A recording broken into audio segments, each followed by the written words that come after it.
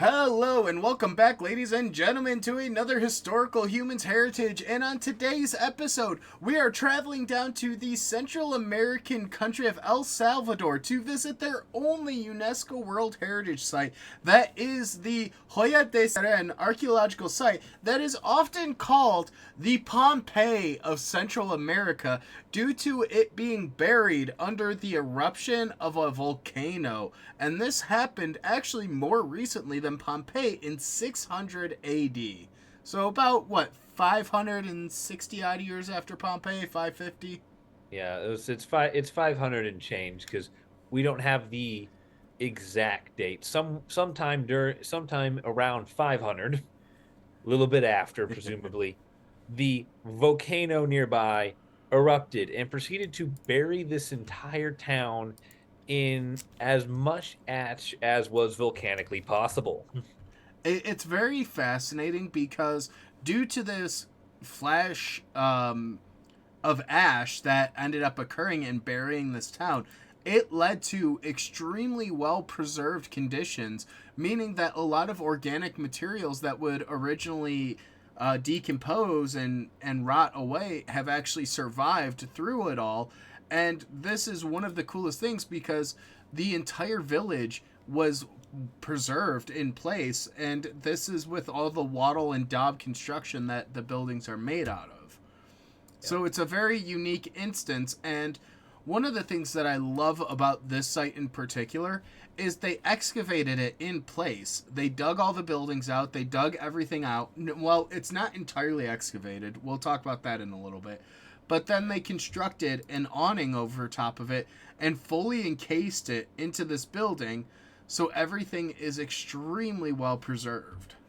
Yep. Yeah, they've found buildings of all kinds. They found households, they found civic centers, they found religious buildings.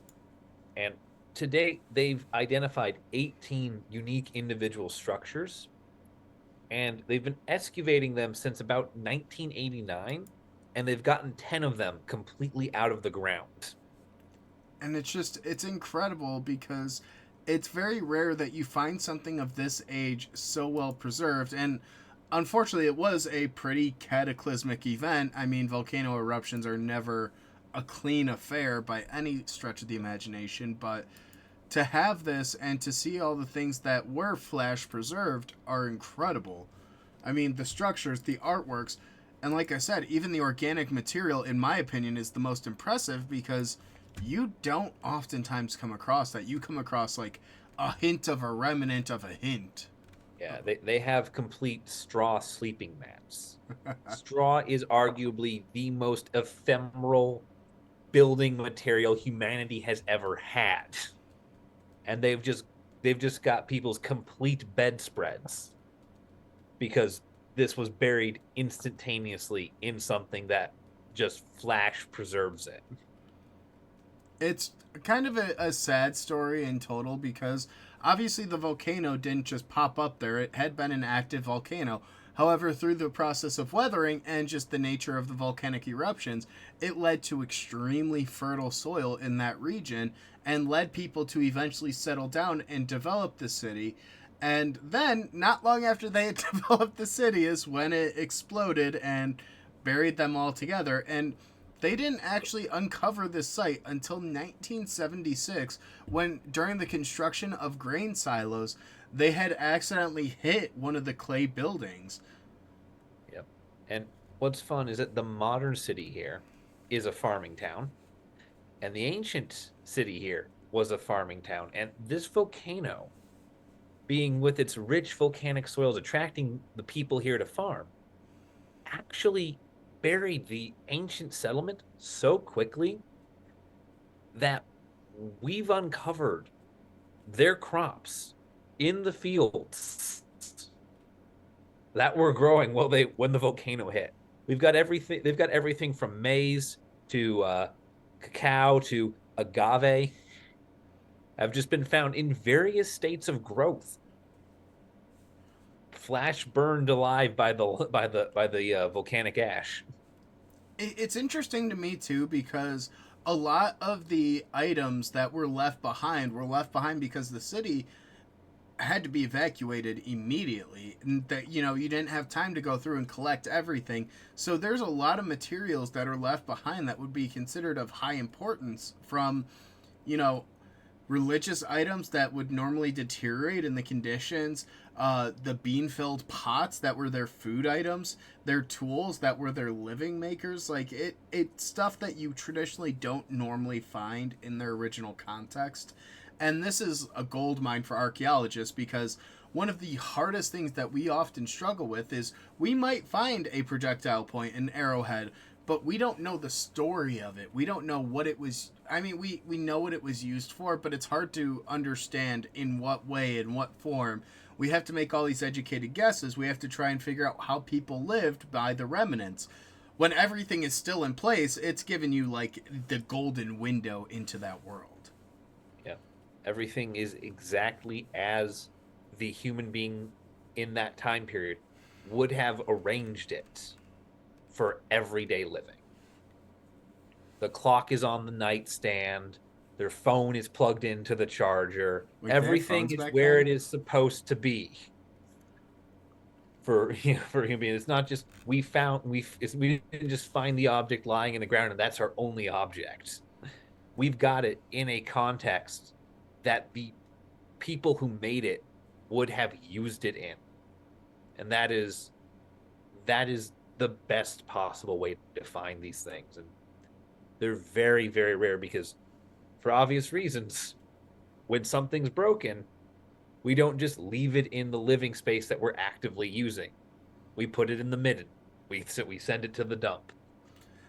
And one of the coolest parts about this whole site is, because of how it was buried and how long it took to locate, the site's still in excellent condition, and all of the materials and buildings that have been excavated are within the inscribed property, and they are able to see their extensive cultivated fields. They're able to find the pottery, the items, and it gives you a good idea of the people that were living there back in this time. And that also does pose one of the biggest threats with the site, is certain materials, including the earthen architecture and the organic materials, make conservation a very, very big struggle. It's very hard to maintain it and to maintain the quality, the location, the authenticity. They're basically fighting this uphill battle, and I think that's part of why they built the canopy over top, to try and protect as much of it as they can.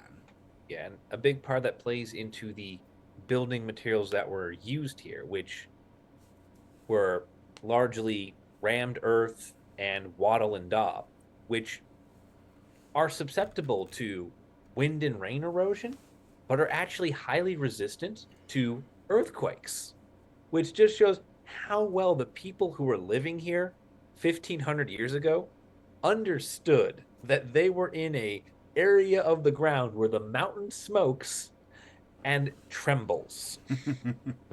They had adapted to trying to survive the volcano as best they could until the day came that they couldn't. And I just want to point out here, they had a sauna. Oh yeah. One of the buildings that's been excavated is a sauna. So these people were a la freaking sophisticated. They had their own sauna. I mean, I think one of my favorite things about that, and about this in particular, is you see a lot of the ways in which humans really have not changed much. They continue to do the same practices, they continue to have the same issues. It very much is a human experience, and I love that, because even though 1,400 years have passed since this occurred, we still have saunas in our backyards. We still leave things on the kitchen table. We still leave tools hanging around. That much has not changed. It is fundamentally human. Yep. Human beings want hot water. And we will do just about any trick we can to get it. It's cool. It's a good insight, and it really gives us a good idea, because sometimes histories are incomplete, or sometimes written text can be biased, but the dirt don't lie. No, no, it don't. And on that lovely note, I think that's probably a good point for it to end today's episode. Let us know your thoughts down below, and if you would ever go visit, and we will see you guys in the next video.